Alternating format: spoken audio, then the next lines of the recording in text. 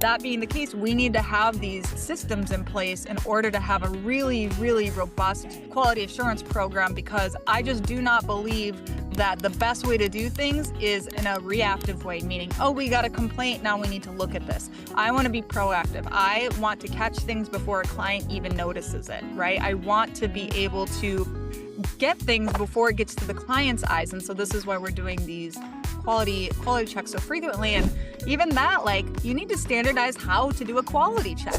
My name is Misa Avalos, and I started a cleaning business back in 2018 with no clue on what I was doing. And now it's a 7-figure company. On this podcast, I sit down with other cleaning business owners and talk about the real journey. This is a Cleaning Journey podcast.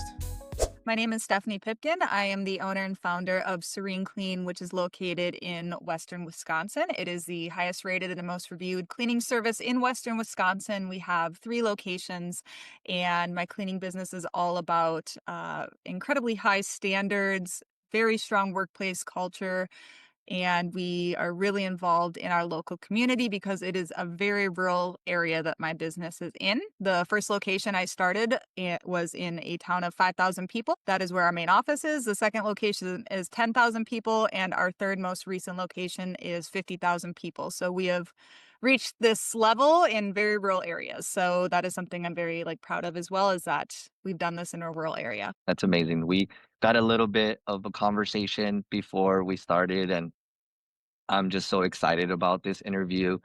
I'm sure you have so much packed knowledge and expertise, and we wanna take that out and be able to help our community. Like I mentioned, we wanna show our cleaning journey and learn from each other. So I'm just super stoked.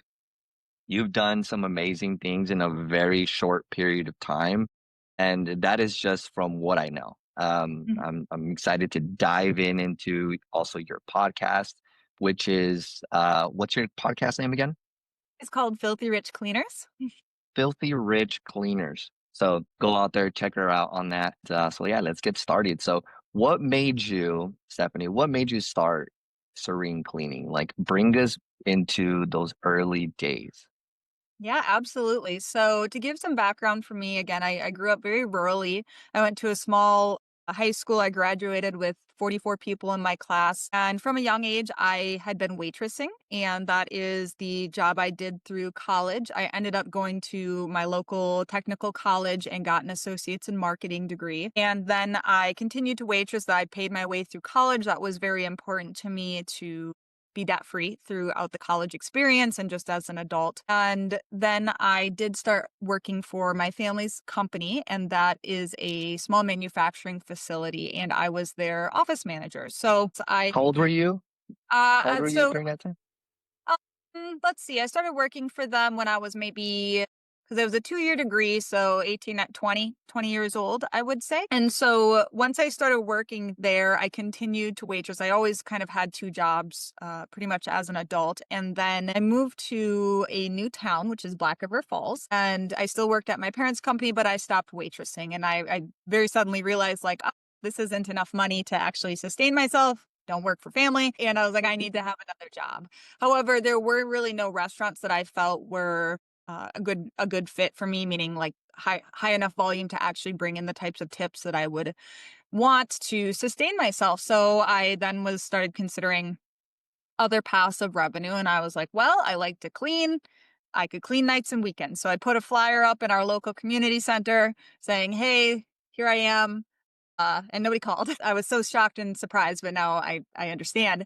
And so at the same time, it was very serendipitous because at this point, I am 22 years old and I love YouTube. I've always loved YouTube, like growing up, like just because of my age. And one of the YouTube channels that I followed was called Clean My Space. And that was Melissa Maker. And she is the owner of a very large, successful cleaning service in Toronto, Canada.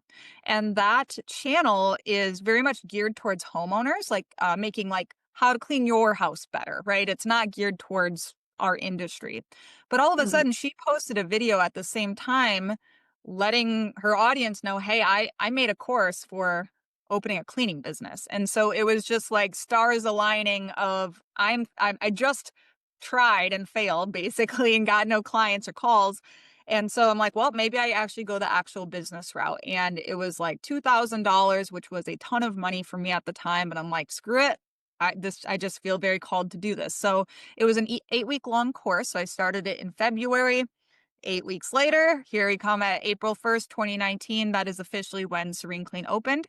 But it actually was Black River Falls Cleaning Services at the time because that was the town I was in, and I had absolutely no vision for the future, of course. And so I was like, I'm in Black River Falls. I'm going to do cleaning services. So I open up in April and immediately start getting residential clients. And then very quickly, within a couple months, I started getting calls for commercial clients as well. And this entire time, I am working full time at my parents' company, mind you. So I am cleaning on nights and weekends and like splitting first time cleans over 2 nights or doing them on the weekends. So I'm just working like a dog because I couldn't have, obviously, I wasn't going to leave my family. I had no intention of leaving my family's company. Actually, this was always going to be a side hustle in my mind when I opened. And so I knew needed to start hiring immediately, and so I did, and I got ghosted the first I mean, I was living in my apartment trying to get people to show up, and, it didn't go well. My first, several hires were nightmares, and so luckily I did not give up, and I just kept trying. My very first hire actually that did end up showing up, the straw that broke the camel's back, she lasted less than a month, and she clocked in via ZenMaid, which is a scheduling app that I've used since day one.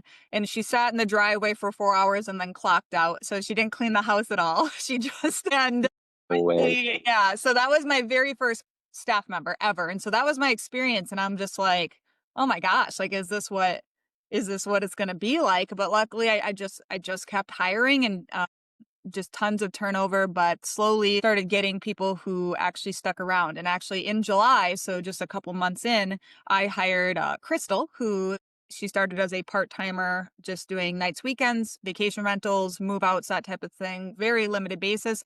And now she just hit her 6-year anniversary. She is my second in command manager of HR. So like she started as, 6 years ago when I was literally running this thing out of my apartment. They would come and get supplies out in a tote outside my apartment that I just would put the supplies in. So it truly started from like nothing at all. And so yeah, it just started to grow, and I very quickly realized I'd have to like start backing down on my full-time job. However, I did maintain my full-time employment for at least a year, if not a year and a half into the business until I could replace my income. And I just couldn't do both anymore. It was growing too much. And so with our first commercial account that called, or really first two commercial accounts, we got both of those. And one of them was a 100,000 square foot manufacturing facility. And so I went and did that walkthrough and was bluffing my way through it basically. Like, yeah, I've done this before, and I'm just absolutely paralyzed. And it all came from I created a website before I opened, and that's how they found me. They Googled and they found my website. And so props for always having a website, even when you're little. Yeah. And so I vastly overbid it because, of course, I had no intention of doing commercial either. But when that kind of thing is coming at you, you're like, well, let me go do the walkthrough. And I overbid it, but they were like, well, that's too much for the facility. But what about the front offices? What would that be? And so I was like, well, maybe that'll take 3 hours a night. So here's the price. And it ended up only taking 45 minutes a night because I didn't know how to bid, and they took it. So here we have this massively profitable commercial account pretty much immediately, and that allowed us to get our first small office in the fall of the first year there. So then we moved to a little hole in the wall office, and things start to, continue to escalate. So by the end of year one, I think we were at $10,000 a month, and then that quickly started jumping by, the tens and on from there. So I don't mean to like tell just the whole history. I don't know if you want to ask anything there first, but we can certainly continue on, whatever you prefer. I love it. I love it. Started from the bottom. Yeah. Started from the bottom, started with pretty much a drive, a why, right?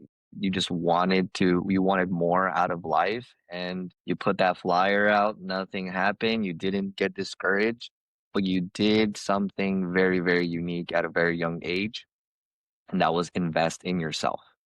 You Mhm. invested in yourself so that you can learn some new skills, learn things that you don't know and you went into the business route. And yeah, when you said that someone clocked in for 4 hours and they just sat in their car, I'm just thinking like that's not good. Yeah, and it's funny because so she had 2 houses that day, so that was the first house. The second house, I was again working at my normal job, and I see she clocked in, but she hadn't clocked out yet. And I happened to have to run to that town for my normal job. And I was like, well, let me go just check on this house because I'm just not feeling good about her. So I show up to her second house of the day. She's not there, but she's still clocked in. And so I go in. Our checklist is filled out on the counter because that was one of the key elements of our success truly is we follow standardized checklists and we leave it behind after every like that like to this day, that is like one of our biggest selling factors is like very meticulous checklists. Anyway, so she filled out the checklist, but this house had a huge black dog and there was just dog hair everywhere. She didn't clean anything, right? And so for the next hour and a half, speed cleaned that entire house with no supplies, just MacGyvered it basically with whatever the client had. And so I got done and I go outside and I text the cleaner and I'm like, hey, how's it going at so and so's house? And she's like, oh, I forgot to clock out. I just got done like 10 minutes ago. And I send her a picture of the house. I'm like, well, I've been cleaning this for 2 hours. So no, and you're fine. So Oh that's my goodness. that day went. Yeah. And so then the first client of the day, of course, emails just so angry. And their child was there and they saw that the cleaner was sitting out there the whole time. And I'm like, listen, obviously no charge. I will be back this weekend to redo it. And this employee is no longer with us. So yeah, that was my first employee. So total nightmare, right? And just being like, oh my gosh, is this what it's like? And I think just continuing to push through like those kind of crazy experiences and just like that now things like that do not phase me at all. But at the time it was so discouraging because I'd never done this before. And also, I'm young and trying to hire people is very difficult when you're a young owner. Like why would they trust in you or anything like that? So there was just a lot of challenges related to that. But I'm glad you mentioned just investing in yourself and educating yourself because for me, while cleaning, that was a huge part of what I consider my success or what caused it is just continual education and that in the form of books and not just focusing on content from the cleaning industry specifically. I would say just in general, how to run a service-based business, how to run a business effectively. So things like profit first, like we've managed our finances through Profit First, which is a book. Highly recommend it if you guys haven't heard of it. And that basically is how do you manage your finances as a small business, and it really helps with cash flow, and it makes sure that it forces you to pay yourself from day one. And so I've always used that. The E-Myth Revisited was an excellent book, of course, which talks a lot about the different hats that we wear as small business owners. And just because you're a great baker doesn't mean you should open a bakery, right? And that's kind of when before we started recording what I had mentioned of like, I'm a great cleaner, but I'm a business owner. I'm an entrepreneur. Like, so I just don't focus so heavily as my identity of like a cleaner and get stuck there because I think a lot of cleaners should truly stay individual cleaners. I think they have no business trying to open a business or run it. And it's just not a good fit. And you just don't know until you try a lot of times, but I think it's okay to just be an individual cleaner sometimes, but there's going to be limitations to your finances then, of course, and your time freedom. So it's all more like, what are you willing to sacrifice and what are you willing to change about yourself? Because I think a lot of people would hear that story of that first cleaner and be like, see, that's why you can't hire. And it's like, if you're going Yeah. to be cynical about one person's experience or even getting burned, I've at this point had hundreds of employees. And if I were to say, look at all the ones that didn't work out, like look, that's evidence that this is going to fail. It's like, well, then you're like, if that's your mindset, then have that mindset and see where that gets you. Cause you can't, in the past few months, I've had some of the most horrific employee experiences in my entire 6 years. I had an employee who's worked for me for 6 years. She stole a wallet on camera in a church and then lied to me straight to my face. And this is an employee we have had company cookouts at her. Like, this is my friend, right? And so I just had that happen. I've had stealing time at a police department. That just happened 2 months ago.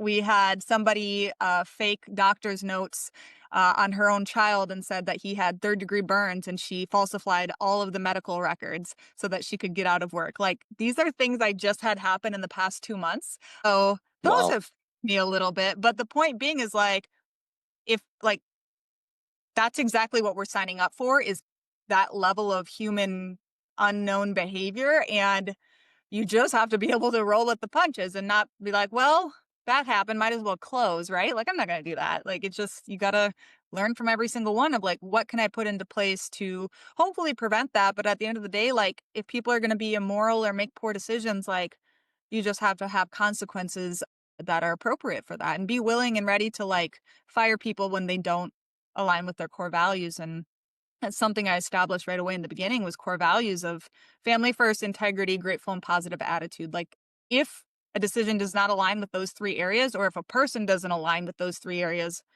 they do not belong at Serene Clean. And we just use those as kind of like our guiding lights of like, are we acting with integrity as much as possible around this decision, or are we having the right mindset of, for me, like, I'm a really happy and just glass half full kind of person. I am always optimistic. And I think like just stupid optimism, like going from failure to failure with no loss of enthusiasm, is truly my superpower. So it's like, if you are going to just be a rain on my parade kind of person, you're not going to like working with me, because like, gosh, she's so annoying that she's just so like, all the time. So, Yeah. and then family first, like that is the only benefit I could offer in the beginning, was extreme flexibility. Most of my staff are women. My entire management team is women. They're all mothers, right? So like being really, really family oriented is incredibly important to me, and offering flexibility where other employers cannot. You're bringing back memories of Mhm. situations that I've had with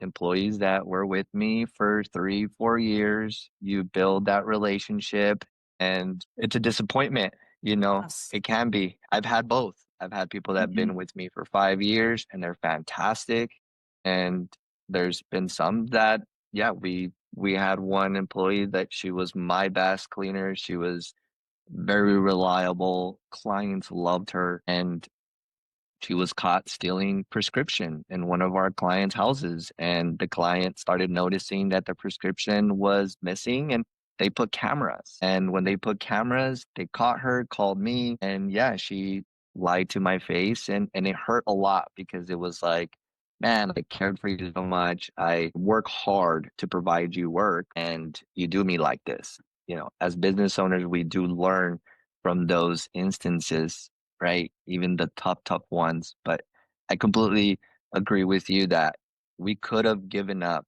during that time and just say, hey, this is just what it is. People are going to take advantage of me. People are not going to want to show up. People are going to steal from me. So I'm just not going to do it.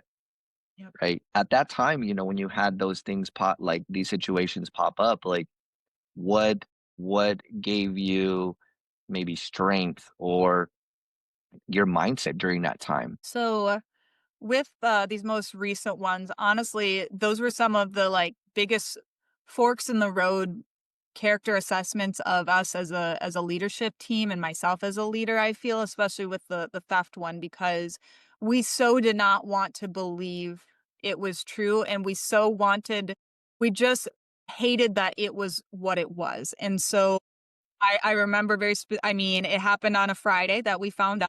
I was driving to a funeral, and I just start crying. I'm like, I'm just so shocked that this is happening. And so I ask her one more time. I'm like, hey, did you like happen to see this? This is what it looked like. Like, just giving her, not like, please tell the truth. Like, just tell the truth right now and we can work with that. And she didn't.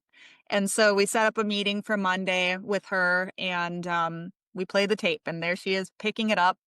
And then the story changes of like, okay, yes, I picked it up, but I put it on the janitor's cart to return it to the office when I got to the office, and it fell into the garbage and I couldn't find it. And we're like, well, did you go through the garbage? And she's like, well, no. So it's just like nothing making sense, and just it's like to cover the lies with more lies. And then I'm just getting disgusted with it. It's like how could you, and really for me, like coming back to like integrity and like what matters more than anything in a cleaning business is that people can trust us. And in a small town, especially, if it got out that we did not fire a person who got caught stealing, our name is mud. The reputation is done. And I really try to think about like, not only is this person hurting themselves and losing their job, they're actively hurting my baby and what I've built and the entire team. It's not just me now. There's, 30 other people that are going to be affected negatively if this were to either get out or that we didn't handle it correctly. So even though, here's this person that I genuinely love. Like I love her. She is been a great person for years and now made this really poor choice, and maybe she's done it before and I just didn't know. But it's like, this is the moment that if we don't do something that's really hard right now, which is firing her, because we were so short staffed to fire a full-time, she's commercial only. And so a full-time commercial cleaner on all of our biggest accounts, all of the accounts love her, like you said. So it's just like, oh my gosh, how are we going to do this? And I'm like, I don't care what happens really. It's more so like, if we don't do the hard thing right now, then we can't look ourselves in the mirror, right? Like we have to do the right thing. It's only temporary hard. Once we make the decision, it's not hard anymore, right? So sometimes it's just like, 1,000%.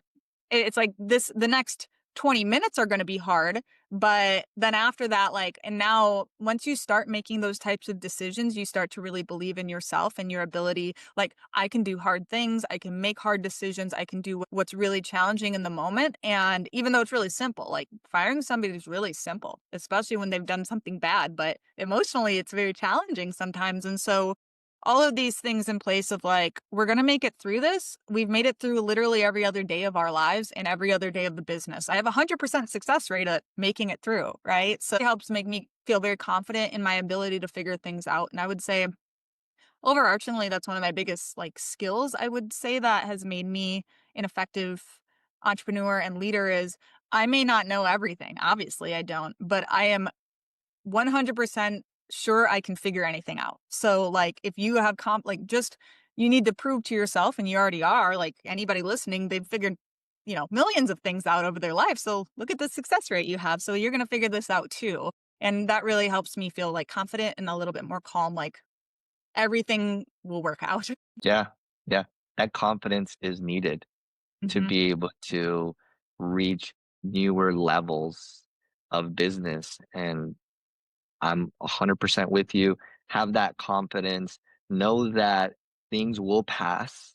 The best Mhm. thing to do is, okay, hey, if you need to yell, scream, go for a walk, cry it out, but and then roll up your sleeves and then, okay, hey, how are we going to do this? Who needs to Mhm. be communicated? Do we need to reschedule some clients? Right? Like we're gonna figure this out, but at the end of the day, we cannot let it hurt our reputation and our foundation. I've had to start my business twice because Mhm. of allowing people to stay longer than they should have. And one bad apple just ruined the entire tree. And it Yeah. was like, oh my God, I should have let that person go so long ago and I didn't. And now I am, dealing with the consequences of my mistake of not firing someone and treating it more as an emotional decision instead of this is the business, the owner of coming in and saying like, no, this needs to stop here. So what does your hiring process look like today compared to when you first started? Hey, real quick, before we dive back in, if you're a cleaning business owner stuck in the day to day, doing the cleaning, handling the calls, and working crazy hours, I want you to know that there's a better way. I help cleaning business owners just like you build systems, hire right, and understand their numbers. If that sounds like what you need, go to the link in the description and book a free strategy call with me. Don't keep doing it alone. Let's build something better together. So, I mean, literally, I was doing interviews in a coffee shop, and it was like, you show up, yeah, as I mentioned, like, do you have a heartbeat? Are you alive? And great, like, you want to do this job because I was in the beginning, I was paying $12 an hour. I had no benefits.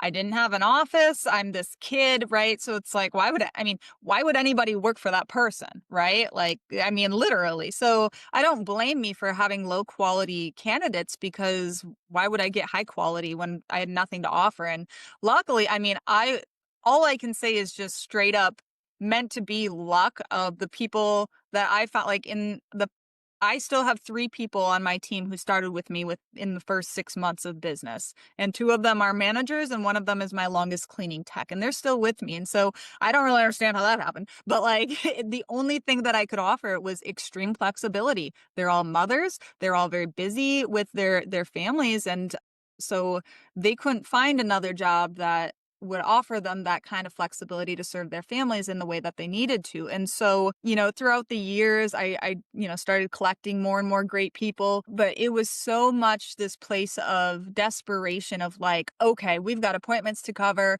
We need to hire whoever walks through that door. And okay, they may have like a horrific criminal background, but like whatever, throw them in, literally train them like 1 or 2 days. And we jokingly call it like throw them to the wolves. Like that's what we used to do is like, okay, you saw a couple cleanings, go do it yourself now. And so it I was just, think I think many people that are listening are like, I've done that or I'm still doing that. and so literally all you are doing is kicking the ball of shit down the road. That's how I would describe it of like, when do you have to pick it up? You're determining that by how far you're kicking it right now. So either you just don't, how about we just don't pick it up at all? Like, meaning don't bring it to your business. And so for us, Yeah. we have had to learn I've had to learn this lesson about 40 times and I'm still struggling to learn it of if you hire too quickly and out of that sense of desperation, we need somebody right now. We've been, short staffed all summer. And it's just like we've finally learned that if we make the wrong choice, even though like we know that that person is not great, or when we start training and the red flags start showing up, instead of just saying, not a good fit, let's part ways, we hold on to them because we're afraid. And then in a month, they've got a full schedule and now they quit without notice. You're in a worse place. And you just spent all that money training them and the opportunity cost of you could have been training somebody else in that time. So, like, making improper hiring decisions costs you tenfold and the reputation damage if they're terrible, of what they're going to do to your clients and upset them and coworkers. Like it is the most impactful decision of your business of keeping somebody who does not belong, right? And not like because we're like, no, the appointments, we got to cover the appointments. The damage that they're going to cause, like just cut it. Just cut it off. It's like a cancer. You just have to cut the limb off. And it's actually the only thing that'll heal you. And so for us now, it's a very it's a much more discerning process. Like we do group interviews every single week, and so we do multiple group Zoom interviews a week. We're always hiring. We always have Indeed listings going, and then we do a second interview with the ones that we are interested in. So the group interview is definitely a filtration process because if they can't show up to that, they're not going to show up to anything else. And we don't want to waste time meeting one-on-one or setting up individual appointments for people to ghost us. And that was my first year and a half experience of I would set aside time that I should have been cleaning to go do interviews, and then I would get ghosted and so much back and forth with texting or emailing like, can you do this time? Can you do this time? So all of that's been eradicated by the group interview process because it's like, these are the times, either show up or, you're telling me you show up. We track that they said they were going to show up. And then if they don't, we keep track of that because a lot of times people will in 6 months apply to the same job and you're not going to remember that they didn't show up the first time. We don't even want to invite them, right? Because a lot of times they're applying for unemployment benefits, that type of thing. So it's really important that we track our applicants and did they show up? So we literally have like an applicant tracker of their availability, where are they working now? What are they looking for? What were our initial thoughts? And then we'll go from there and offer that second interview, which is a much more traditional interview questions stuff. But that first interview, it's not traditional at all. Like, because I don't care. This is more like we're trying to sell us as an employer and get a vibe. And then we do a second interview where it's more formal. And then we'll offer the job and they'll go through our formal training. So it's a lot more discerning and being a lot more picky of is this the right fit? And really looking at our current staff members who are the most successful and looking at the traits of like what are they like and can we see those traits in these new staff members that are applying? Yeah. I love the group interviews. Mhm. That's definitely has been a game changer for us as well too. Instead of doing Mhm. one-on-one and like you said, them not showing up. So bring them all together and then pick your best flock. What are a handful of questions that you guys ask during those group interviews?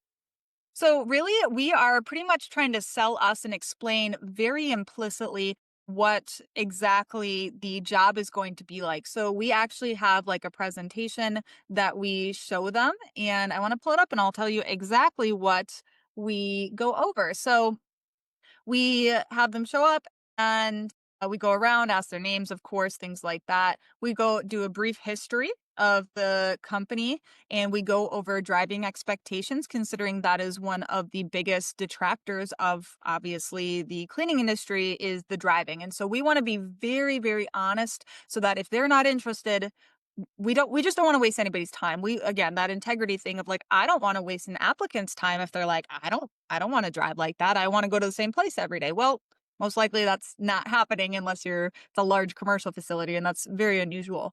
So we want to go over the drive time expectations. We go over our core values and give examples of each. We then go over the requirements of the job. We explicitly go over the dress code because we literally have like prohibited colors, and we have a whole color chart to show them. Again, we want them to get a vibe of what it's going to be like working here, and that we're very organized, we're very structured. And for us, the structure allows for fun and culture and that like really high standards, because we can't have fun and be silly and like be the place that we are if we're not having really high standards, because all of a sudden if we're getting complaints, nobody's having fun. So Yeah. then we also go over supplies, the benefits that we offer, because at this point we have health insurance, 401k, holiday pay, PTO, we have bereavement policy, we have a car care reimbursement benefit, we have employee assistance program, which is free therapy for all of our staff and their family members. We also do a spin the wheel, which is an incentive-based program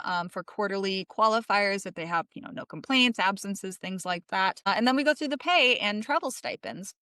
From there, we ask, this is where we open up and specifically say, like, where do you live? Do you work anywhere right now? And what is your availability? What are you looking for? Because again, we're very flexible we want to allow for maybe non-traditional schedules. So for example, if they're like, I can work 3 days a week, 8 to 2, that would be an applicant that we would consider, because I just find that cleaning full time is very physically demanding and it burns people out. So I much prefer somebody who is open to like 20 to 30 hours a week, because they're flexible. They don't need like, I need that 40 hours a week. Like, we really love part-timers, and I've historically always hired part-timers. So like, that's a very attractive applicant to us, actually, is like 20 to 30 or 30 to 40 who have that little bit of flexibility. So we're going to ask them things about that. And then we open it up to their Q&A. So whatever questions they have as a group, they ask us. And from there, the final thing is, if they are still interested off of all of this information we just covered, we are going to instruct them to send over 2 to 3 references on Indeed Messenger. And that is basically a task to see, can they follow instruction, right? Because if they seem great in the group interview, but they can't follow a very simple instruction, well, they're not going to be a good cleaner. So from there, we call the references and we'll set up that second interview. That's awesome. Seems like you go through a lot of information on that group interview. Correct. Yeah, 100%. Again, it's like, we want to be so clear. And that's when I say, like, I feel the group interview is a way to sell. You're trying to get a vibe, but I think that a lot of people are very demanding in either their job listings or like, these are the requirements. You got to have this. You got to have this. It's like, it is a very competitive job market. So we need to make sure that like we're selling why it's so wonderful to work for us and go clean houses all day when they could go stand at Walmart and check out, people in the line, right? And so it's just really important to me that we cover all of our bases and we're never making people feel like bamboozled or tricked, specifically like with any of the detractors, like I said, drive time being one of them, or how physically demanding it is. And in that second interview, that is a huge focus, is talking about their physical agility, basically, because we have had so much turnover related to people saying, yeah, I can do this. I've done physical jobs before. And then they start cleaning and they're like, never mind. And they make it a month. Right. And so now we really hammer in on physicality and like how do you take care of your body? How do you push through if you are feeling like this? Because it's just really frustrating to invest in somebody and, they're training and they're seeing this. And then a month later, they're like, nope, it's too physical. Like, I'd rather just Mm. not hire them at all. Right.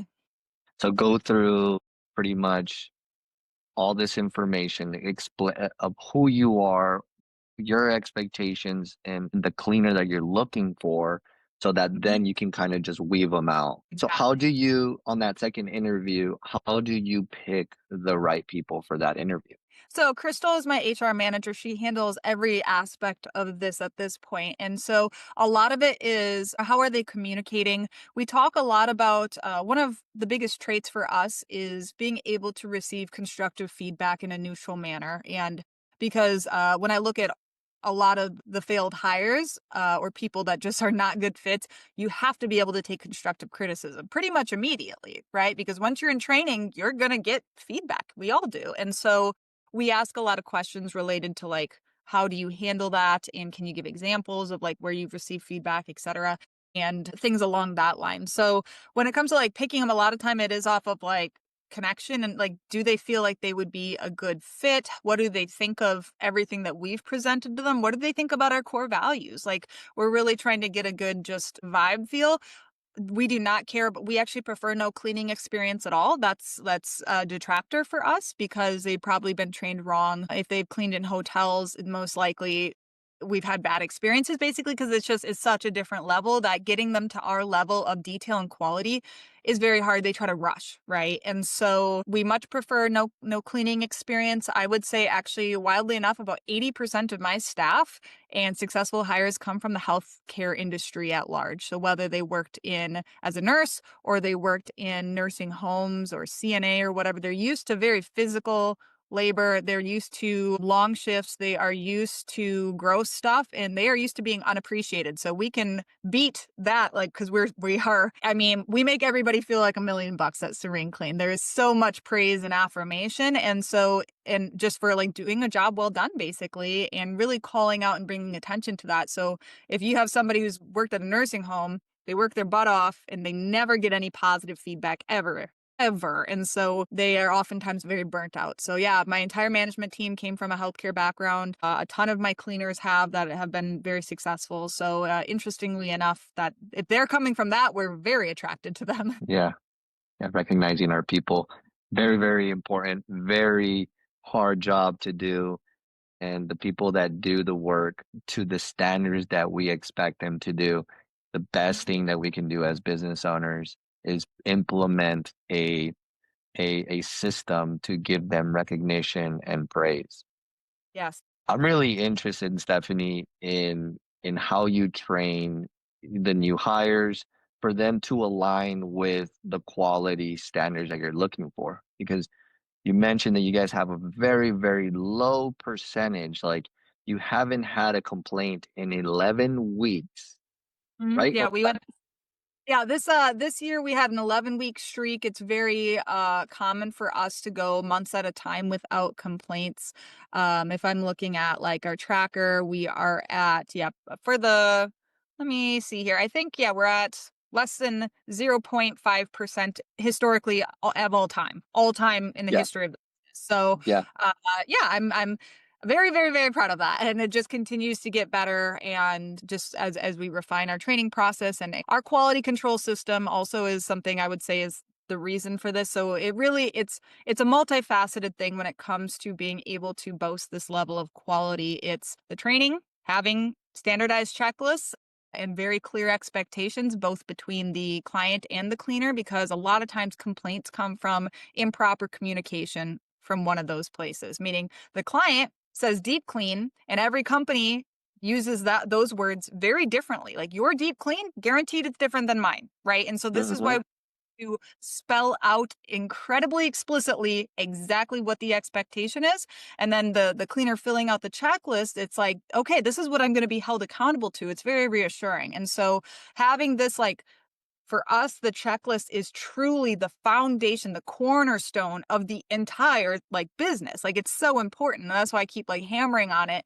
And then from there we can build from there. So we have the checklist, we have this really robust training program, and then the third tier is going to be extreme levels of quality control. So for example, our commercial accounts, right? We have 65 commercial accounts. Every single one of them is getting checked in on a monthly basis and then a quarterly in-person check-in. Employee is getting quality checked on a regular basis and we're tracking all of that. Every single one of them is doing compliance checks, meaning randomly we message, hey, send us your uniform, send us your kit, send us this, send us this. Like we want to see your vacuum filters. Like we're checking them because the thing is, they're in field. This isn't like a normal business where somebody shows up to an office and their manager is seeing them, right? So unless you have team leads, which we don't run teams, we run individual cleaners. So as much as possible. And so that being the case, we need to have these systems in place in order to have a really, really robust quality assurance program, because I just do not believe that the best way to do things is in a reactive way, meaning, oh, we got a complaint, now we need to look at this. I want to be proactive. I want to catch things before a client even notices it, right? I want to be able to get things before it gets to the client's eyes. And so this is why we're doing these quality checks so frequently. And even that, like, you need to standardize how to do a quality check, because if I go tell you to QC versus me to QC, two different results potentially, and maybe we're looking at things differently. So we literally have a Google form that the QCer is following, and it tells them, okay, run your fingers along top the, the door frames, like do this, like look for these specific things that are oftentimes missed, and that is standardizing even something like quality checking, right? So yeah, there's all of these different angles that we can talk about when it comes to this low complaint rate of, like, this is the result of like years of effort of these systems, basically. Yeah, that's and that's how a seven-figure cleaning business is run, people. With all of these systems and processes, you're serving just hundreds and thousands of people. So it is required to have certain things in place to be able to maintain that, right? So let's go back to, I really do want to touch up on a little bit on, like, what about the business owners that have, 5 to 10 employees, and they're very active in their business, maybe having to jump in once in a while to sub in if someone is sick or calls out. And they're the ones doing the quality control, but they really want to get to a point where, you know, they're not cleaning, and the quality of the people that they're hiring is matching their standards. Like, what would you say to someone like that? Yeah, so it's two different things we're talking about, which is creating a buffer between you and the field, and then having somebody in place to do all of these things. So that could be the training, the QC, and being the buffer. And we actually have a position for that full time, and that's my employee Hannah Sutton. She has been with me for 4 years. She started as a cleaning tech, and then we created this role to basically take us to the next level of, like, okay, we're chasing our tail because of call outs, right? Call outs are a reality of our business. I mean, I have hundreds of hours a month at this scale that people call out unexpectedly, right? So that means I can expect it. I know every week, every single day, somebody's calling out. When you have 30 employees, every day somebody is calling out. So if you know that, all of a sudden it's no longer an unexpected thing. So you can build something around it. And that means you need to build availability and buffers into the schedule. So first and foremost, do not schedule yourself jam packed. You need to have these part timers who have that flex of, like, okay, Thursday and Friday, we still have some availability. Hold it.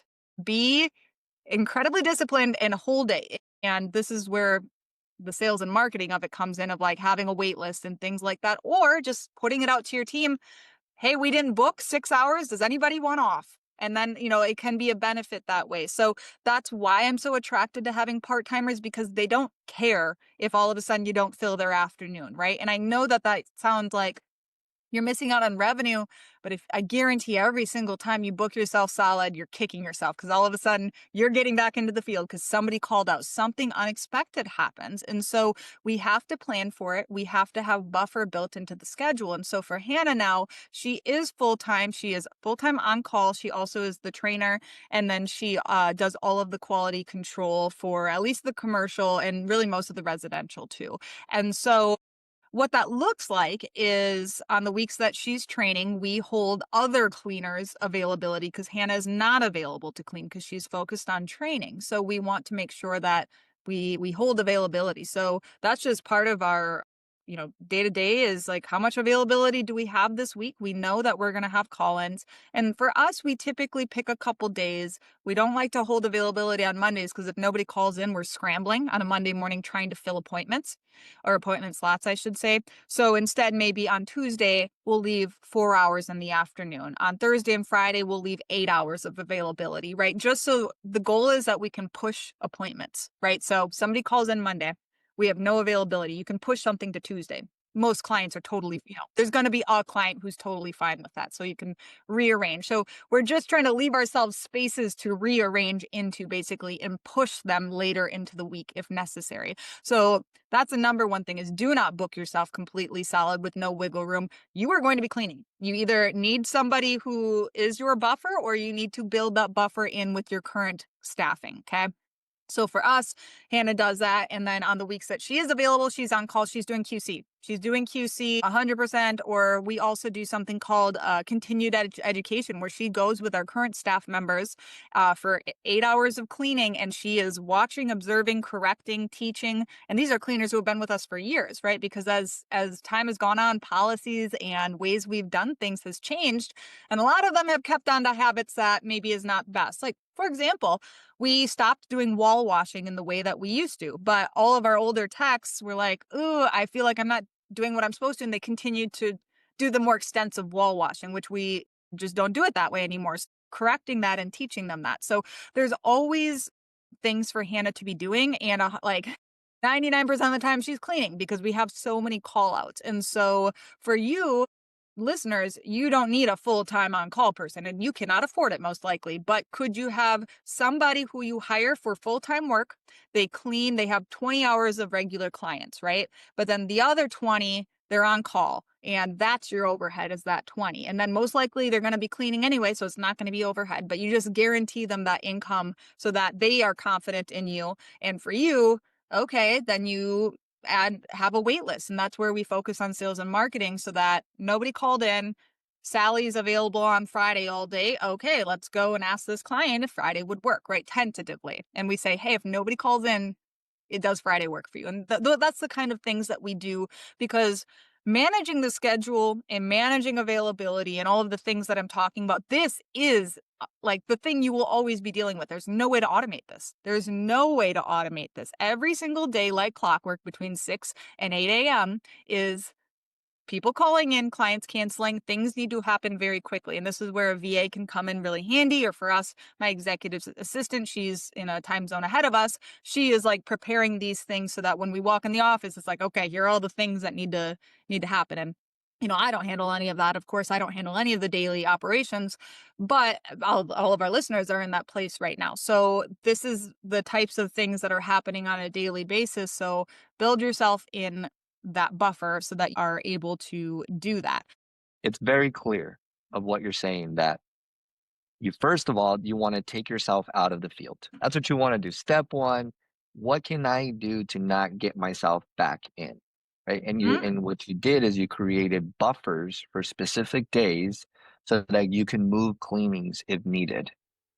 Mhm. Is that Yeah, correct? and yes, correct. And no matter what, and then having my part-time managers come in. So when my managers who all started as cleaners came to me and said, "Hey, I see what's happening. I would like to be part of the management team." So, I wasn't hiring managers, but they all came to me. All three of my managers came to me as cleaners and said, "Hey, I want more. I want more. Is there a space for me?" So what I did Mhm. with them wasn't like one week you're full-time cleaner, the next week you're full-time manager. Oh no. This is like a 6 month to a year process to get them to full-time manager, and they still clean to this day when they need to. They've been cleaning this past couple weeks, right? Really the past couple months. So it has always been the expectation that my entire management staff can and will clean when necessary. It's not ideal, right? We don't want that.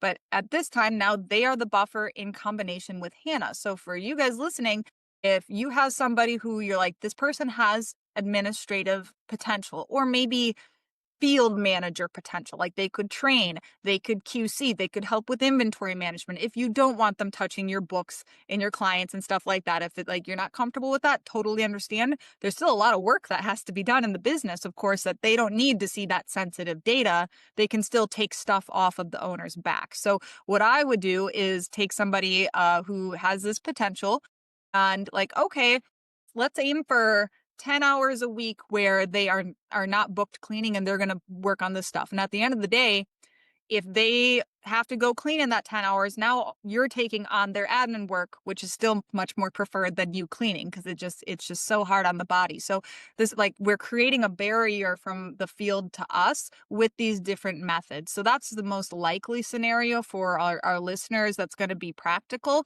is taking a look at your current staff. Is anybody like have that potential of, I think, their brain is in the place of they could help operationally? Well, start getting get them, if they're full-time cleaning right now, get it to the point that they have like 1 or 2 days or even half days that they are not. Get those clients off of them onto another cleaner, or raise prices until until some drop, and then don't rebook those spots basically. And then that's your buffer. That's where you hold. Nice. Yeah, get yourself out of the cleaning. Don't be doing the cleaning. Be working on your business, not in it. Mhm. And you might be, okay, I guess, sacrificing a little bit of revenue, but you are giving yourself that time to be able to Mhm. focus on these things, right? The focus on a system, a process, a better hiring experience. Like, it will just give you so much more during that time, that doing that, it will snowball effect into some good solid revenue. Take the time to build. Don't be scrubbing those toilets. Let those toilets kind of slide. There's so much cleaning to do. Don't worry about it. There's always houses getting dirty. So, looking at your best hire, you've had people with you for a very long time. Why have they been so successful? They have a huge heart for helping people. They get a lot of meaning and purpose out of this job, and I have helped facilitate that as the founder. And I truly feel that it is our role as the owner and the founders to be visionaries and really inject purpose into something that a lot of people see as a very menial and unimportant job. So how can we, instead of it's just cleaning, you're cleaning toilets for a living, how do we take that and make people truly believe, no, you are out there changing people's lives. Every single day we're making a difference in hundreds of people's lives, and that is an amazing thing. That person you helped, you have no idea what those families are going through. Like what you're hearing right now, this is what you need to do for your team. You need to make them believe in the cause so that they pick up their torches and they run themselves and champion what you believe, right? It's almost like, I joke that it's like running a business is kind of like a cult, but without like all the scary stuff. But sometimes it's scary. So like, how can we make our cult so like everybody's drinking the Kool-Aid at Serene Clean, because we believe this. We believe that we are making a difference. And then with your actions, you need to prove it. So then when you do good things or you make hard decisions, be really, really honest and candid with your employees. For example, when I fired that cleaner for stealing, that Monday meeting, every Monday morning we have a team meeting, and we've done this for years. This is a very important thing, and now we have a very specific agenda that we follow to be like maximum impact for both, like, sharing information, but then also connection, because we're all, obviously I'm not even there, right? So how do they feel connected to me? And that Monday I shared exactly what happened, and that she's gone. And I mean, I had cleaners crying. They were so shocked because they're like, oh my gosh, but I could feel the respect literally growing in the room, like the Grinch's heart growing like 3 times. That's exactly what was happening in the room, but with respect for me as a leader of like, thank you for telling us, Stephanie, because they didn't want to just wonder, well, what happened to her? Where did she go? Like, why did she get fired? I think it's really, really important when you fire somebody or somebody quits, share it with the rest of the team. Every single time we share, unless it's like highly personal, then we'll just say, oh, she quit for personal reasons, right? And it's not about gossip or talking badly. It's about the respect of this team. Is like, I respect everybody so much. I'm going to tell you exactly what happened. So you're not wondering about your job. You're not questioning what the standard is, because by me saying that,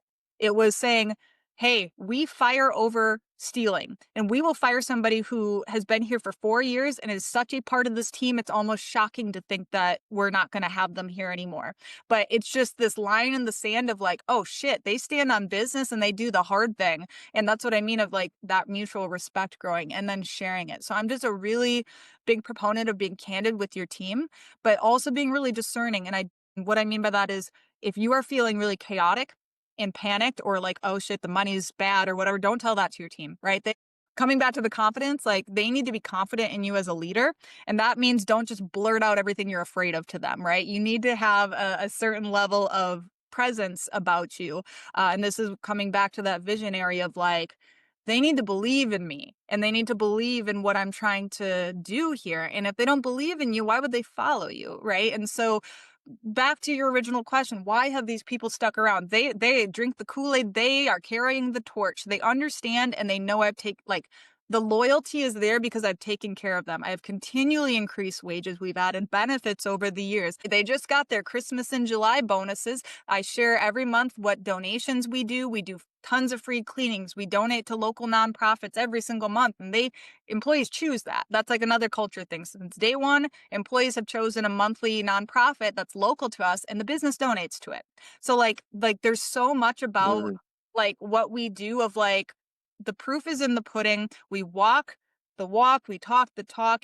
We're not just full of it. So like that's what I mean of like they trust so heavily in me as a leader and us as a management team because we've proven time and again that like one, we respect them, and two, we care about what we're doing.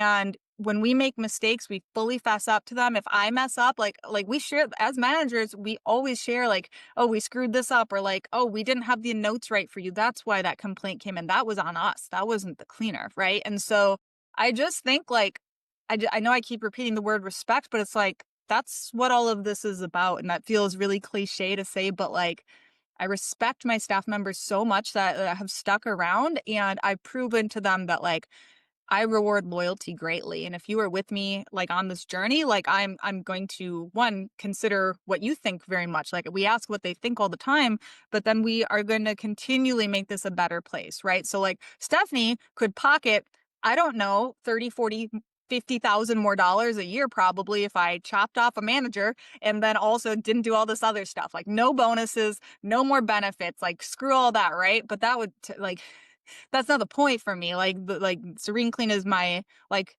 my purpose and vessel of like doing good and like being able to impact like hundreds of lives. So why would I stop all of that just to like make more money? It's like I make plenty of what I want to make and it's not about that anymore. Now it's more about like impact. Like I want to make a huge impact and I want to be known for the best employer that anybody has. Like if they work for Serene Clean, I want them to look back and say, damn, that like I should have never left. I like it was better. And I might have left because I moved or whatever, but like I just when people leave and they say this is the best place I've ever worked and I'm sorry I have to leave or whatever, like that's really for me what I hang my hat on is like I want to be the best place people have ever worked because then they're gonna take care of everything else. Like the clients are gonna get yeah. taken care of, You got me excited to apply to work for you now. You right? got me super motivated, and it takes experience. It takes going through the trenches. It takes failure. It takes the lessons, right? Stephanie didn't just get here because I'm sure Stephanie was born with many, many talents. But when it comes to business and managing people, that is something you just have to learn along the way, right? What do you think? Absolutely. And I think that effective communication is probably one of the biggest skills and being able to pause and control your emotions. And my biggest regrets over the lifetime of the business all have to do with me not being able to control myself and wanting to be righteous, even when I'm wronged. And I think that that is really hard. If you have a strong sense of like righteousness or strong sense of like they did me wrong, like they need to pay. Like if you have that, it's not gonna work because you're gonna get screwed over so many times and you can't be vengeful. And so anytime I've lost my temper, anytime I start going off. I mean, this happened in the past few months. I lost control of my emotions and I literally I had to walk away from the computer and I was standing here crying and calming myself down because this lady was being an absolute psycho and like this employee and she was just saying she was goading, right? She was goading and it was what she was saying was just so untrue and she had been trying to get fired for like a month, right? Because she really wanted unemployment and that became clear after the fact when we fired her and she's like, oh great, like and so she was poking the button and what she said it just was in the right way of basically I started typing a response and I was like, hey, this is inappropriate. Like I was being very professional. And I was typing the response and she was like, can I swear on this podcast or Sure. So she said basically along the lines of like, "Oh, you're a fucking coward and you won't even pick up the fucking phone. You're just gonna sit there and type." And I was like, "Oh, you," and then that just like, that got me because I'm like, this bitch, like I'm gonna go into her. Yeah. And so literally Crystal, my manager, because this was in our manager chat, she's like, Stephanie, stop, stop. And so I got up and I walked out of the room. And now, like, literally 10 minutes later, I'm like, damn it, why did I let this person who means nothing get to me like this? And so I'm still learning this and I still make mistakes with this. I'm a lot more cool and collected than I used to be. I used to be a lot more of a hairpin trigger, I would say, when it came to, just reacting badly, or like, especially when I know that I was in the right. Like I didn't, like I wasn't doing something wrong. And some people, they're coming at things with bad intentions. They're trying to goad you. They have no illusion of professionalism because they're the client or they're the employee. At the end of the day, we have to hold ourselves to like a 10 times standard that we hold the employees or the clients. We're the business owner, right? Even when clients are being crazy, like say we get a bad review, right? And it's totally unfounded. This client is lying, right? How you respond to that will dictate exactly how everybody sees this. So if you just go off and are like, blah, blah, blah, blah, and you just like in a panic state and you're no punctuation and you just are coming across really frantic. We've all seen responses like that. And like even restaurants where a restaurant owner will respond like in a really poor way, even if like I'm like, yeah, that customer is probably a jerk. But how they responded is like, maybe I don't want to go there because they're hot headed, right? Maybe I don't want to Mhm. deal with somebody who's so emotional. And so if you get a bad review, walk away. Don't answer to it for like 24 hours, right? Like just if you feel like you are answering from a place of volatility, do not do it. And now we have Chat GPT. So word vomit everything you want, every curse word you want to say, and then tell Chat GPT, please make this professional, and it will it will do it for you. So that's been a Yeah. really good tool of like whenever we're dealing with unreasonable people, Chat GPT, because we are probably we all have our limits of what, poking the bear that We're we still can. human. Yeah, exactly. And then knowing yourself of like, okay, I know that if I'm feeling righteous, I'm not in a state that I can answer it professionally. And unfortunately, or whatever, fortunately, I'm the professional here. They're not. So I need to hold myself accountable and to a higher standard. So again, those are some of my biggest regrets are just not holding myself to that standard and just being easily goaded, you know? Yeah. And you had to go through that to be able to learn self-control through your emotions and how to be more professional. And that's where we're kind of going here is that these things we learn along the way. It's you Mhm. learn how to communicate, you learn how to talk to employees and really communicate with them on how to do the standards of your business, but also what's expected from them. And then at the end, you might be screaming in your head of like, I've told you this many times and like, come on, like I'm here, I believe in you, you have so much going on for you, and you're not like we have this inner being that I've used many times. I actually fringe my toes to control. Like I'm having a conversation in my head, I'm just like fringing my toes and I'm like, hey, okay, this person maybe just there's a misunderstanding. How can I communicate with this person in this way? If it is a bad review, then I don't worry about the bad reviews really much. I worry about what you just said, the response. When you respond in a very professional way, like it's fine. It will get submerged by good reviews. One bad review is not going to ruin it. I want them to know, hey, what can we do to make it right for this customer? And let's just keep moving forward. We got other customers to serve. This is not going to dictate who we are, right? Same thing with the employees. Employees don't show up and stuff like that. I'm a true believer now. Now I'm a true believer. You fire fast and you hire slow. And Mhm. emotions, I take myself away from firing. I do not fire people because I am a very emotional connection type of person. If someone women is in our industry of cleaning, so I'm gullible of like, hey, I can't pay my rent, my kids and stuff, and I'm like, oh no, like I can't Yep. see your kids out in the street. Don't look them in the eye, they'll get you. I know, but when you open this business, most likely, you have that heart for people, as do I. And I'm a very like, I'm the same. I mean, one of my first employees, I actually let her live in my apartment, and her chihuahua would like pee all over my stuff because she was homeless. And then she ghosted me and drove back to Texas. So, point being is like just having boundaries is what we're talking about here. And I'm the same way. So, like, I've had to remove myself from one, Stephanie is never allowed to answer phones because I'm a yes man and I want to make money. And so I'll be having us cleaning gutters and painting walls. So, like, that's literally a rule. Stephanie doesn't get to talk to customers. One, in a sales way. Number two is I hate training. I loathe it. I am not patient. And so what you just described of like this person, I've explained this 3 times and they're not getting it. I am not I know thyself, right? Like, where obviously I trained in the beginning, but I delegated that as one of the first things I got rid of me because I don't enjoy it. I find it very frustrating.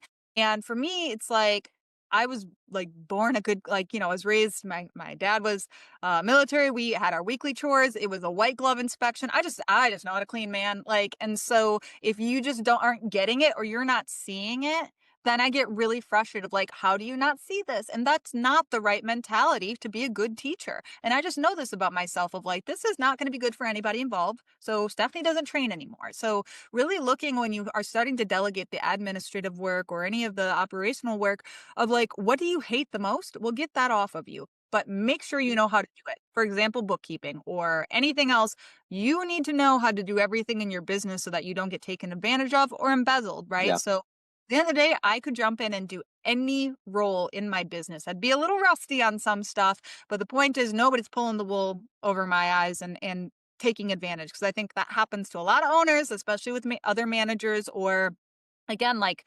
accountants, bookkeepers, like or marketing agencies or whatever. You don't understand what you're paying for, and that's how you get taken advantage of. Maybe not even intentionally on their part, but you don't get it. So you need to understand before you delegate. I feel very strongly about that. Yeah, you gotta know, um, every part of your business so you know what you're looking at, right? Data Mhm. gives us the opportunity to make better decisions, and if you don't get, your P&Ls, Yep. through your bookkeeper or your bookkeeping even worse, your bookkeeping is not even accurate, then, you don't have a functioning business. You have a job, and that job at some point is going to, your hair is gonna fall because it's gonna be stressful getting back into place. So, yeah, have these things in place and know that throughout your experience, you will learn through your failures. Don't get discouraged when, one of your best employees, does something that is not ethical. Let them go, keep moving forward. You're here to build a business and you're going to learn along the way how to communicate. Don't ask yourself, well, I don't know how to do it. And it's just chat GPT it. It will tell you Yeah. exactly what to do.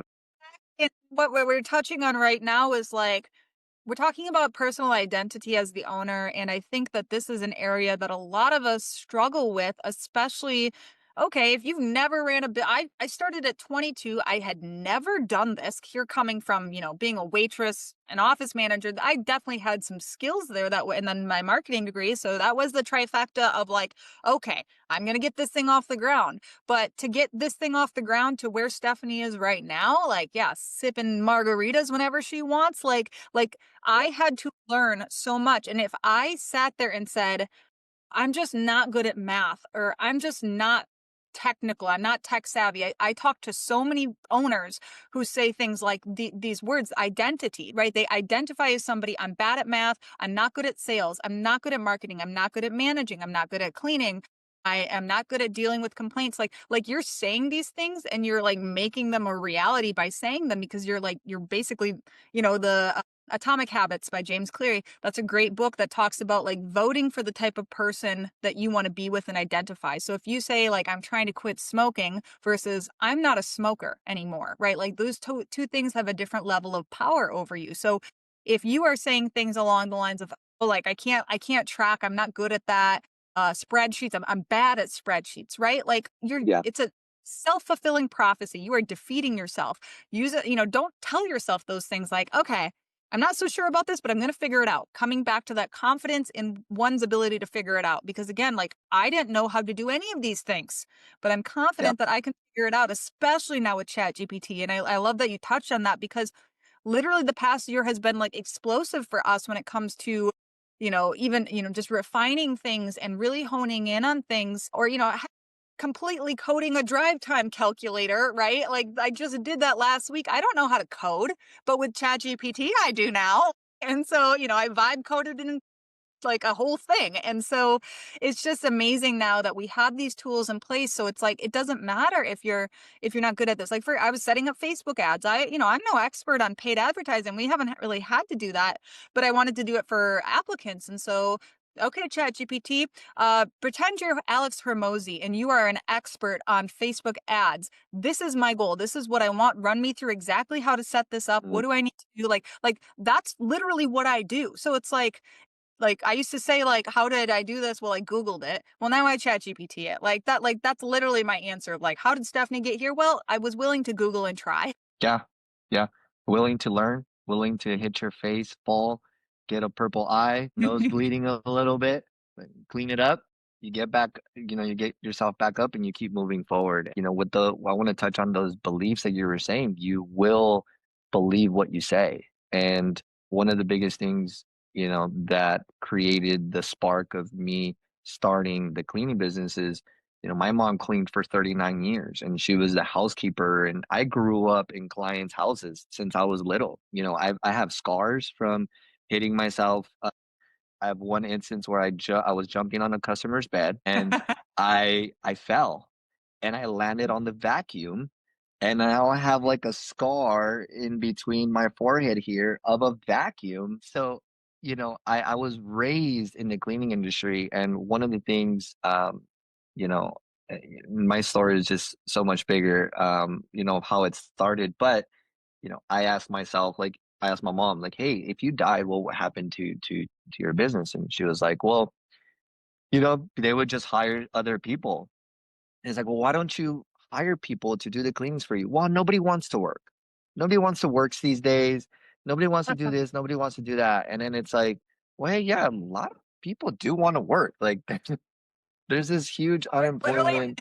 newspaper articles from like the 1870s that have those same words in it. So every single decade, people have said that, and the world has continued. So if you're like, it's such a Yeah. limiting belief. And anytime somebody says that to me, good, then you shouldn't open a business, because if you truly believe that, you have no business running a business. We can't believe Mhm. that, because if we believe that, we think that this is impossible. Like, and if Yeah, you think it's impossible, it is, right? So for sure. that belief again of like whatever you're putting out in the world, it means that that's in your head. And so it's like, no, I know I've had amazing employees. There's great people out there. There's diamonds in the rough. I just got to see a lot of people. And so then the challenge Hmm. is, how do I interview as many people as possible, as efficiently as possible? Boom. There we go. That's what I'm focusing on, because that's what I can control. If I truly believe nobody wants to work, I have no action that I can take from that. Like we need to get our mindsets to a place where we can take action with whatever's going on through here, right? Yeah, for sure. 1000%. I mean, the three beliefs that I believe cleaning business owners have and that it will ruin them is there's not good people that will work. The famous one, no one's gonna clean like me. And the third one, clients don't want to pay, you know. Like those three are the ones that are holding so many cleaning business owners behind because they're so stuck in believing in that. Obviously, that is going to dictate their decision making. And if the decision making is that people won't pay, then if someone's like, hey, you're too expensive, okay, what do you want to pay? You know, like we're just gonna go clean your house. Oh, $60? Got it. We'll go clean, so it's like, and you see, and you do high, even hiring, you're just gonna feel already, you're gonna go that with that energy that this person's probably gonna let you down. They're not gonna show up. They're not gonna do this or that. And, it's just a roller coaster. So I'm with you. Whatever you put in here, either through visual, through listening, through what you speak, will become your future and your destiny. So you gotta be careful of the words that you use. You gotta be very careful of the things that you hear, and especially the things that you see. Now you're a business owner that is not actively in even the same area of your business. So, how do you build a culture and a standard, like keep the standard strong across multiple locations, like so that it feels consistent. If you're getting value out of this episode, hit subscribe and send it to another cleaning business owner who needs it. Now let's get back into it. So one, I have an incredible management team that is very much aligned with the way I see our standards and the expectations, and that they're non-negotiable. They don't flex, they don't change. What is acceptable cleaning doesn't flex on any given day just because somebody's not feeling well, right? Well, we'd rather you not come to work at all instead of provide subpar service. So just having really a lot of rigidity around like what is acceptable when it comes to quality. And like this is our North Star. And that's all, like this is what matters the most is the quality. And so having the checklist to follow makes it very easy and explaining the quality standards, and also having stop gaps in place. Like, for example, we have a policy, the quality standard policy that employees sign when they come on, and it basically lines out that, say you get a complaint and a quality complaint, and we have to send another cleaner back for 2 hours, and it was a 4 hour clean, and somebody has to rework your work, basically your shoddy work. You're going to get docked to minimum wage for those 2 hours that somebody has to rework for you. And so literally hurting them financially, because before it was just me feeling it and they were getting a slap on the wrist, and it was like, oh, do like, yeah, complaint, whatever. So getting them to feel the burn a little bit, not just in like lack of bonuses, but literally docking them. And you legally cannot do that unless they sign and agree, and obviously check your laws and your regulations. But in Wisconsin, this is completely legitimate as long as they are signing and agreeing. And it only has to happen typically once, and that never happens again because they feel the burn of it. And so when it comes to my management team and the operations and how it all just happens despite me not being there, it truly comes back to 2021, I believe, in the business. August of 2021, I got a call to go out to our local military base, which is called Fort McCoy. It's about 10 minutes from our one location, Sparta. And they're like, hey, we have some work coming our way. And I did not watch the news. I did not have time to watch the news. And so I had no idea what was about to hit us. And so I go out there, and they show me some barracks. They're like, we're about to get a lot of people here, and we're going to need we need a local subcontractor to work this. And so turns out what was about to happen was 15,000 Afghan refugees were about to be brought to Wisconsin. This is when everything was going down in Afghanistan, and they were bringing refugees over to America and putting them at a variety of military bases in the United States. And so our local military base was one of them. And so this was August, and I was like, okay, we can probably handle like this much work. I'll have to be there every day. It's 7 days a week. We have no idea on timelines. We know nothing, right? But I'm like, I can start hiring for this. And so they were like, okay, it's going to be 80 barracks a day. And can you be the subcontractor for this? And I was like, I think I can handle that, right? Like, I'll just start hiring for that. They call back, and they're like, actually, it's going to be 200 barracks a day. And they call back again, and they're actually like, it's going to be 312 buildings twice a day. What can you do? And so I was like, I will be one of the local ICs or subcontractors, and I'll hire. But I'm like, the most I am willing to manage myself is 30 employees. I can do no more because my entire rest of my business needs to run. So I literally came to my managers, and I'm like, this is happening. I feel confident that you guys have this thing. I'm going to be at Fort McCoy 7 days a week for 10-hour days. And that project lasted for 6 months.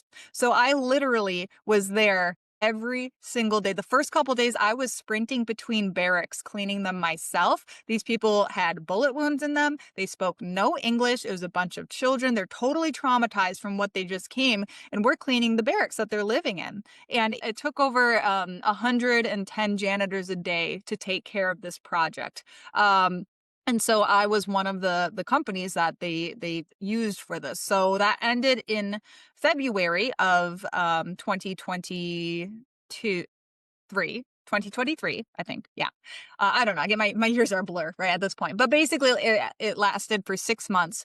And so I literally I didn't see my business at all, even though I was 10 minutes away from it I was not like running any of it. And my HR director, Crystal, she was on maternity leave. So we're down even another manager. But we had, because Crystal was on maternity leave, or we knew she was pregnant, obviously. We're like, okay, we Yeah. need to hammer down everything before she leaves. And then the McCoy project started. So it was this double whammy of testing. Like the goal with normal Serene Clean, don't grow it, don't let it break, right? Keep it Yeah. steady.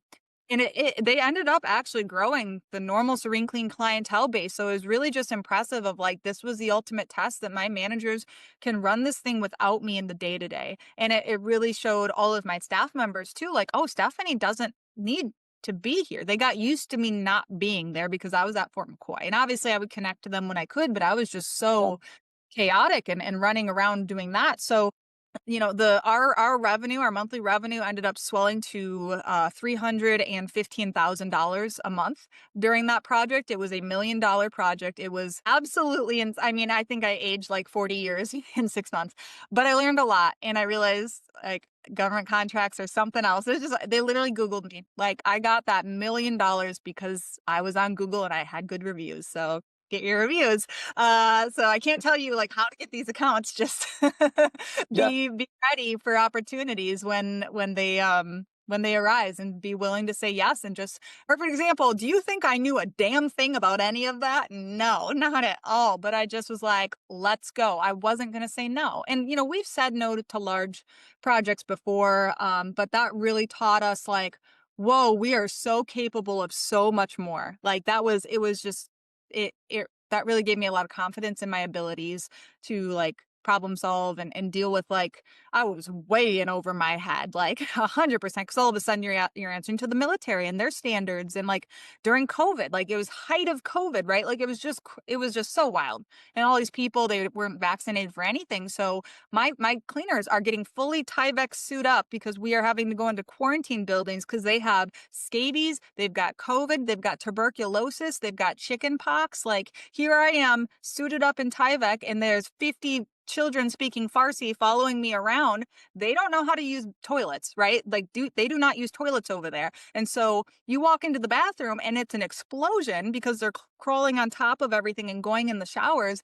And here I am trying to mime how to use a toilet in this white suit. And they're like, what's this crazy lady doing? Like trying to teach these children how to use the bathroom. It didn't work at all. So we've got squeegees and we're squeegeeing human, feces and urine down the drains. This was the experience, right? So like when you go through all of that, all of a sudden normal house cleaning, piece of effing clean, like I Yeah. nothing bothers. So it's just like that was such a learning experience. But then 6 months later, after that ended, or let's see, by the end of that year, that's when I moved because I'm like, I broached the topic to my managers and like they're like, well, we just tried it. You're not even, like I started traveling more and was like, okay, can I do this? And the first, few months after I left, it was definitely a culture shock, I think, for my longest employees. But anybody coming in knew this is just how it is here. Like there was no recourse. And so I've just stayed virtually very connected to my staff. Obviously, we have our Slack channels, we have our team meeting on Monday. Like we just build a lot of culture things in virtually because heck, all of our staff members, they haven't met each other because of our 3 locations, and they all are within like a 40-minute drive of each other. So we can pull staff members from each location if we need to go anywhere else. Because again, that drive time expectation is they might have to get pulled to another service area. But we try not to do that as much as possible, obviously, but sometimes you have to. So a lot of our cleaning staff have never met each other, especially when we're 50% commercial, like 50% of our residential or our revenue is commercial. So that means a lot of our commercial cleaners have never met the residential, and so they'll meet each other at the Christmas party for the first time. So how do you create culture in a such an independent environment is virtually. You have to have these like ways you facilitate that in a lot of ways. So even for us, like having a social chat in our Slack, right? And that's where nothing is about work. We're just talking about our lives, right? And during the team meeting, half of the team meeting is us going around and talking about our weekends. We answer the funny question of the week of, okay, if you could adopt any mythical animal, what animal would it be and why? And like, tell me. And like, that's the type of things that we're doing. And then asking them, what's one thing you're excited about or grateful in your life? So it's giving us opportunity to see into each other's lives and connect. And I know to like men that might sound really fluffy and touchy-feely. You're right, it is because we're a company of women. So like I don't want my like business to be super attractive to like hardcore men because I have I think 5 male employees and they're all commercial cleaners and they're great, right? But this is a very female oriented and feminine energy company with the masculine energy of structure and like order and tracking and metrics. And then the touchy feely is on top of that. I'm really thinking in my head, what's the one habit that makes you productive? I have ADHD, so I'm very like asking me productivity tips is Same. probably not the best. Time blocking, 100%. And what I mean by that is kind of I group like tasks with each other. So if I need to record, I'm doing this. On Tuesday mornings, I am doing my financial tracking. Like, and so, or the like, and even when I was doing more operational things, like the more you switch between tasks, the more opportunity for distraction. And we're already highly distractible. I'm the distraction. If Stephanie's in the office, nobody's working because I want to distract because I'm seeking dopamine. So how do I control myself is I basically so I use ClickUp for like all of my task management. And so I have everything on a reoccurring basis.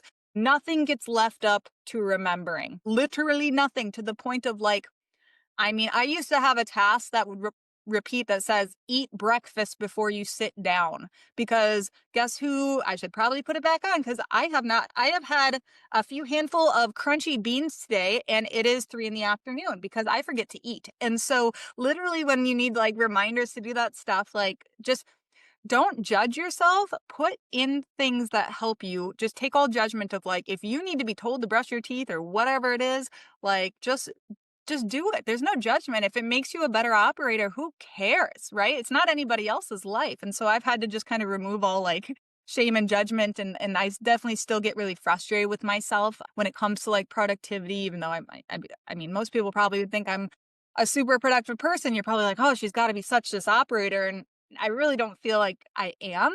But I've now just delegated so much of my kind of administrative work to others so I can just focus on what only I can do or only what I enjoy. So at this point, I have the luxury of only doing the work that I really like in the business or only solving the problems that I can solve, which truly there's not that many, especially once you start getting really competent managers of like, really like facilitating them and allowing them to flourish and be confident of like, okay, do you need a handhold and do they need to run to you or are they empowered to find solutions where like they're coming to me with fully like they're the ones updating the systems. They're the ones who are putting into place automations, right? Like so like just being a place that you facilitate that type of I guess, non-judgment and like, let's try this thing out. Experimentation is really what I'm talking about. And so, yeah, when it comes to like my day and my productivity, I really try to batch. And when I was in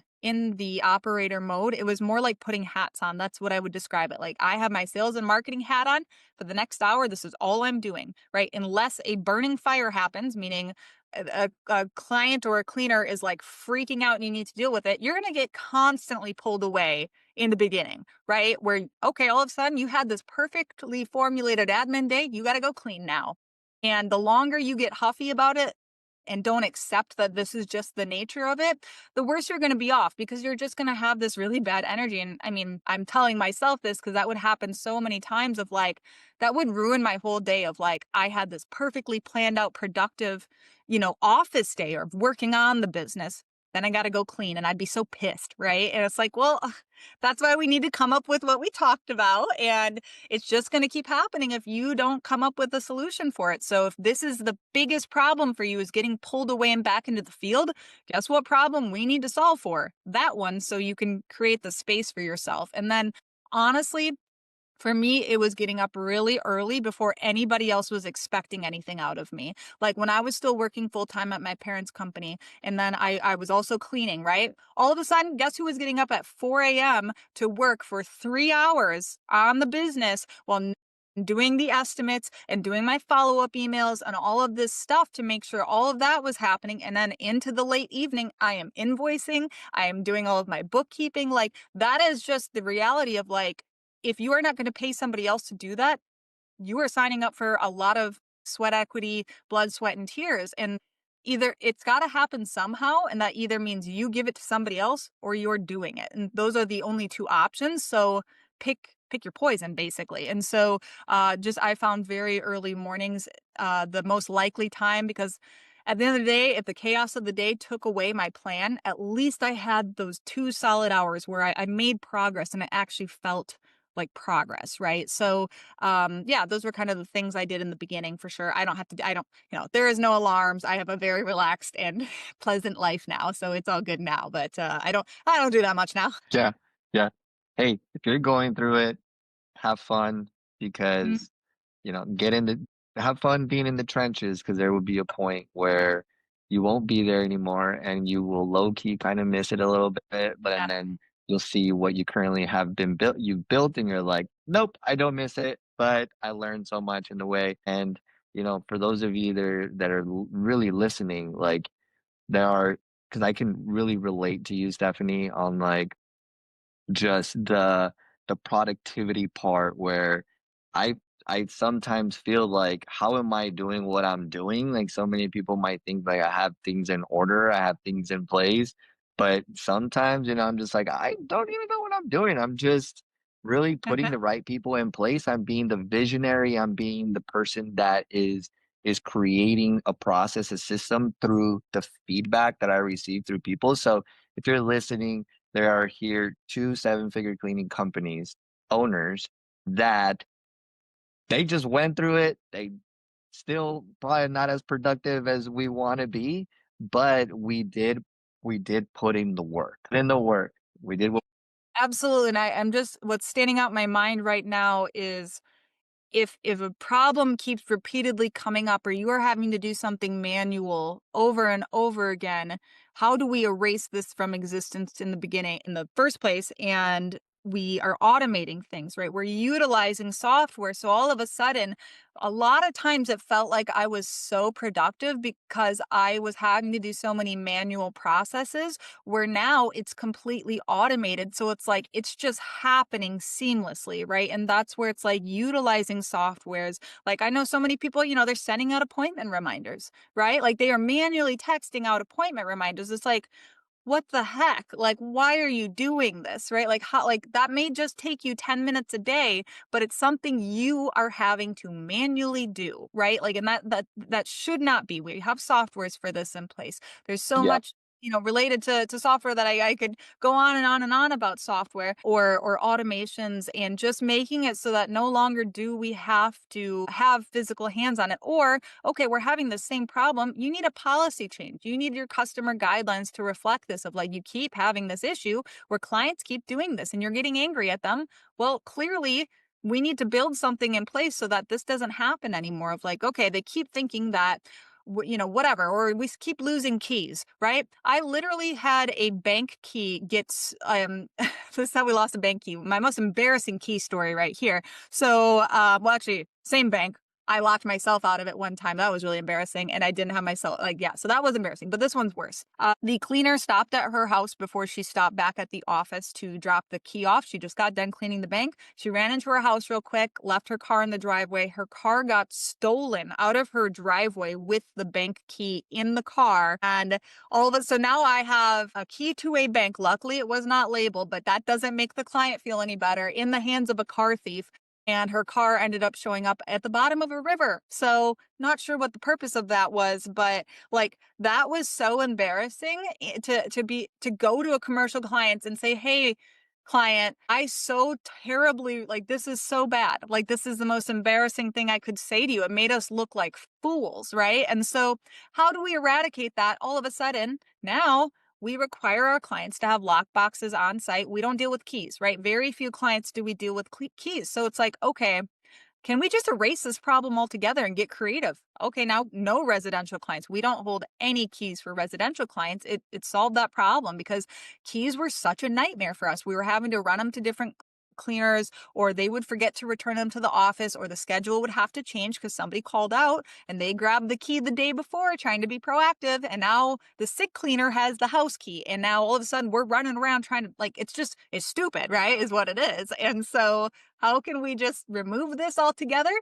lock boxes at your house or have a code. I don't care, but we're not holding it. So like that, those are the kinds of things of like, it felt like I was really productive, but a lot of it was busy work that now is just automated, right? Yeah, I went back into the trauma of two clients that we lost their keys, and they, we paid for their whole entire building to get rekeyed, and that invoice wasn't good. We do the same. We do the same. We do lock boxes. No one holds the keys. Like you said, have a code or have a lockbox. I would rather invest a couple $100 on a handful of lock boxes, put them out, and then to really, I mean, to think about it, $200, you can have to either reschedule the client or you lose a key and then you have to pay a couple $1,000s for it. So $200 is not a bad investment to be able to No, hold your keys.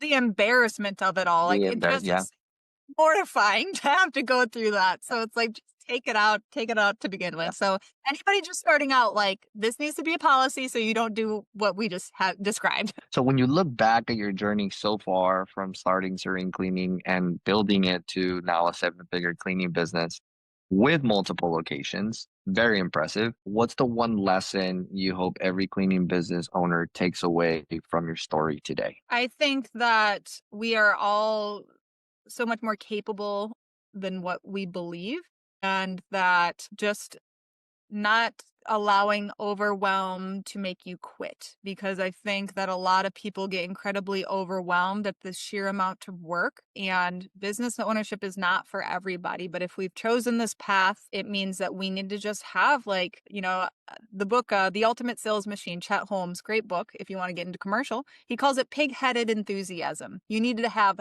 pig-headed enthusiasm and pig-headed discipline to do the boring things over and over and over again, right? That's what it is. Pig-headed discipline. And that means like the reason a lot of businesses fail is because the unsexy stuff doesn't get done because it's not fun. It's not exciting. So it's like, what really sucks is combing through your client guidelines and revamping them for the seventh time. We're literally redoing our checklists for the 100th time. We're tweaking it because it still isn't where we want it, right? And we're 6 years in, and this is cleaning checklist has been iterated upon 1,000 times. That is pig-headed discipline of it's still not perfect. It's still not right. We are tweaking it. And this is like, getting that 1% like incremental improvements over time of we're at this level of excellence and there's still room for improvement, and just knowing that it's never going to be done. And so don't allow that to overwhelm you. Just it's more of an acceptance thing of like, I'm telling you this as a listener of like, this is where I am at, and we're still making improvements on all of our systems and processes, and we always will be. And if you can just take joy in that process, I think that's where we can get a lot of satisfaction of like, that may sound really like crappy or like I don't want to do this, and it's like just really take joy in being present of I'm fixing this thing and it's going to be a little bit better tomorrow, and then what else can we make a little bit better, and just over time you create this like beautiful thing. Like Serene Clean is a thing of beauty, and I'm so proud of it, and it's truly like what I was put on this planet to do, as well as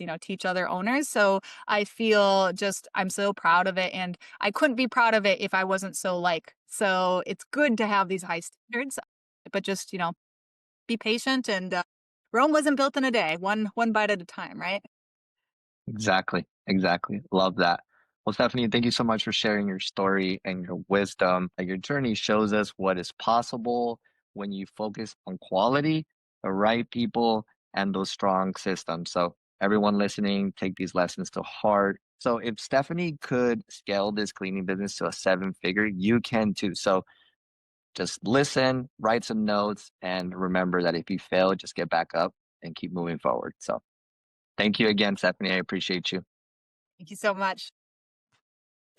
If you got value out of this episode and you enjoyed the conversation, share with another cleaning business owner. It truly helps us grow this podcast. My goal is to bring real conversations from real business owners so that we can grow this community together and help each other out.